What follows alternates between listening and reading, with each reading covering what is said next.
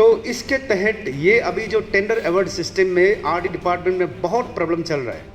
DCM sir और CM sir को छोड़ के 58 MLAs are victim MNREGA tender में। 10 दिन पहले टेंडर खुलने से पहले मालूम हो जाता है कि कौन टेंडर मिलने जा रहा है। आई बैक एपोलॉजी टू मेंशन कि हम लोगों को तो एमएलए लोगों को ये बताया जाता है अंडर टेबल 10% कलेक्शन करने से का बाद ये अप्रूवल होता है बोला।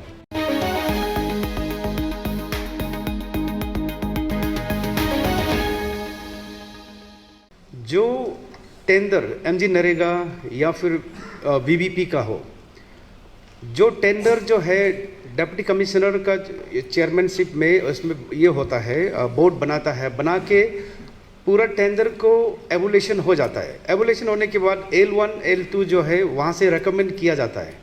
लेकिन जब डायरेक्टर ऑफिस में जब आ जाता है तो ना वो L1 को मिलता ना L2 को मिलता है, वो L3 L4 को मिलता है। तो ये जो सिस्टम है सुपरसेट सिस्टम, यहाँ पे एक ऑर्डर निकला है SOP जो है 20 अगस्त 2021, जिसमें इसमें भी क्लियर कट डायरेक्शन है। प्रोजेक्ट डायरेक्टर जो है इसमें कंस्टिट्यूट करेगा और एवोल्यूशन भी करेगा बोर्ड मेंबर जो। और इसमें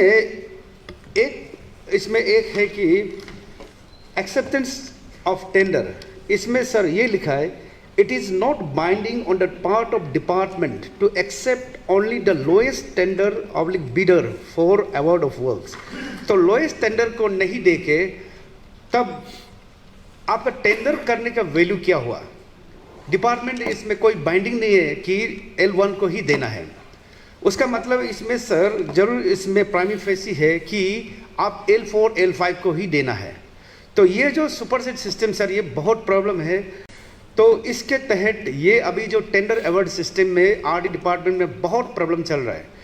उन्होंने जो बातें की है उसमें कुछ तथ्य है, लेकिन सब नहीं कि अब तो 100% वो भी नहीं है। लेकिन मैं इसको एक बताना चाहता हूँ कि जो सरकार जो है, देखिए कोई भी काम काज करता है सरकार एक नॉर्म्स रूल्स एंड प्रोसीजर के साथ ही करता है। तो हम प्रोसीजर्स को नहीं मानेंगे तो हम कैसे काम करेंगे। यहाँ तो SOP में क्लियरली बताया गया है कि हमको डिस्ट्रिक्ट लेवल में एक कमेटी है जो DC कम DPC जो बैठ के है उसका चेयरमैनशिप में जो एवोल्यूशन करता है, उसको फिर ऊपर भेजा जाता है डायरेक्टरेट लेवल में जॉइंट सेक्रेटरी, जो कि एक टेंडर एक्सेप्टिंग ऑथोरिटीज है। उसमें फर्दर एग्जामिन कर देता है, डिटेल एग्जामिनेशन होता है उसमें कि कहाँ में लूप्स होल्स है, जैसे कि उन्होंने बताया है। तो जो डिस्ट्रिक्ट से भेजता है L1 L2 L3, उसको हम लोग फिर ऊपर में यहाँ में सेक्रेटरीट लेवल में जॉइंट डायरेक्टर के अंदर में जॉइंट डायरेक्टर RE जो सुपरिंटेंडेंट इंजीनियर का रैंक का है उसके अंदर में एवोल्यूशन करता है, डिटेल एग्जामिन करता है, फिर उसके बाद ही हम टेंडर को एक्सेप्ट करता है। इसमें ऐसे ही कि आपने जो जैसे कहा है कि L1 L2 को नहीं दे के L3 L4 को देता है, तो इसमें ऐसे भी हो सकता है कि डिस्ट्रिक्ट में जो आप एवोल्यूशन क्या हुआ उसमें एक आपका चेक लिस्ट में डिस्क्रिपेंसी हो सकता है। जैसे कि आपने एक जो नंबर से मिच मैच हुआ, जब चेक लिस्ट में आपका जो मांगा वो आपने थोड़ा सा तो दिया तो है लेकिन पूरा नहीं दिया, ऐसे होके। और जो कंपैरेटिव स्टेटमेंट फाइनेंशियल बिट में कैलकुलेशन एरर्स भी हो सकते हैं, उसके कारण भी आपको L1 को नहीं मिल के L2 L3 या L4 को भी मिल सकता है। तो इसमें मेरा ख्याल से मैं अपना साथी से यही अनुरोध करना चाहता हूँ कि जब आप डिस्ट्रिक्ट में वो करते हैं तो डिस्ट्रिक्ट का उसको भी देखिए। और जहाँ तक डिस्ट्रिक्ट लेवल में जो आप कहते हैं कि डिप्टी डायरेक्टर RD जो पहले PD कहा करता था, उसके अंदर और DC के चेयरमैनशिप के अंदर जो एवोल्यूशन होता है तो उसका कैपेसिटी जो 10 लाख तक ही है, उसके अंदर का वो वहाँ अप्रूव कर सकता है। और 10 लाख के ऊपर जो हमारा SE जो यहाँ जॉइंट डायरेक्टर RE है उसके ऊपर आना पड़ता है। तो इस जो भी आता है वहाँ से, तो मेरा ख्याल से वही आता है जो 10 लाख से ऊपर है। तो मेरा इसमें इसलिए आपसे रिक्वेस्ट यही रहेगा कि इस चीज़ को हम उतना आप ध्यान देते हुए कि जब आप टेंडर डालेंगे तो अपना लोगों को बोलिए कि अच्छे से देखिए, क्योंकि ह्यूमन एरर्स बहुत होता है। ये नहीं कि आप जो किया है डिस्ट्रिक्ट लेवल जो ऑफिसर एवुलेट किया है वो सही ही होगा। तो मेरा तो ये मानना है। और ये मैं ये ऑगस्ट हाउस में बताना चाह रहा हूँ, आरडी डिपार्टमेंट में जो मनरेगा का टेंडर होता है,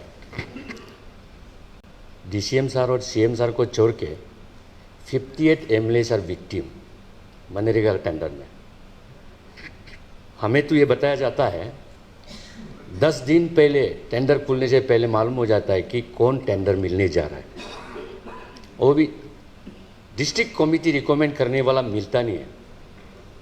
and I want to know CBC का नॉर्म्स को, जीएफआरएस का रूल्स को, सीपीडब्ल्यू मैनुअल्स को एक आदमी का एसओपी सुपरसेट कैसे कर सकता है?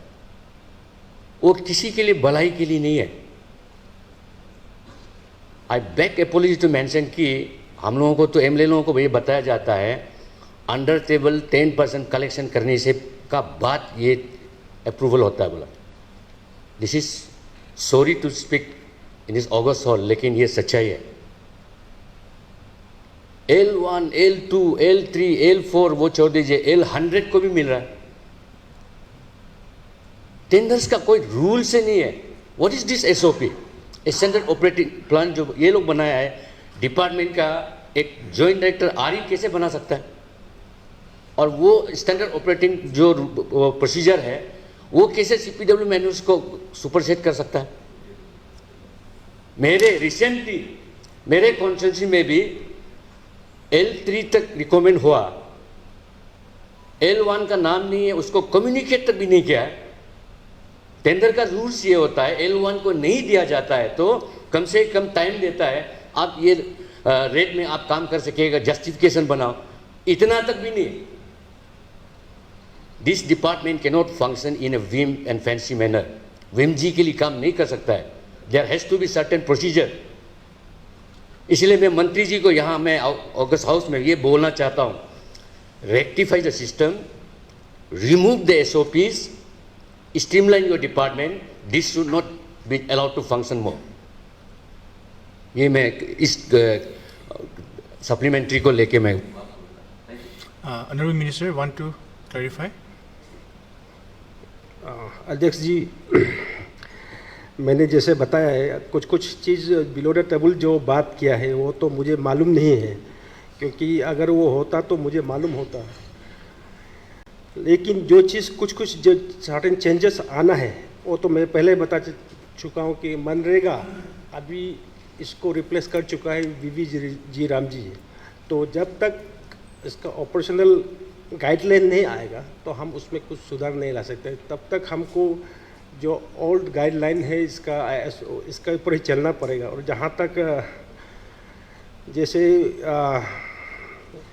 माननीय सदस्य ने कहा कि हम CPWD मैनुअल्स को वायलेट करते हुए और GFR गाइडलाइन को वायलेट करते हुए टेंडर्स को अवॉइड कर रहा है, तो इस बात में कोई तथ्य नहीं, क्योंकि हम जो भी करता है SOP में भी इसके in accordance with CPWD manuals and ये आपका GFR गाइडलाइन के थ्रू ही हमको काम करने के लिए हमने इसमें डाला है। तो इसमें मेरा ख्याल से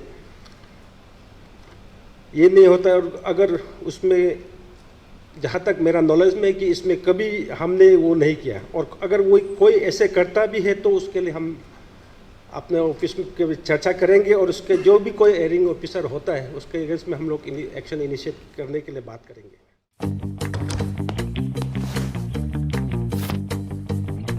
Eats, the fastest online food delivery service of Arunachal. Download the app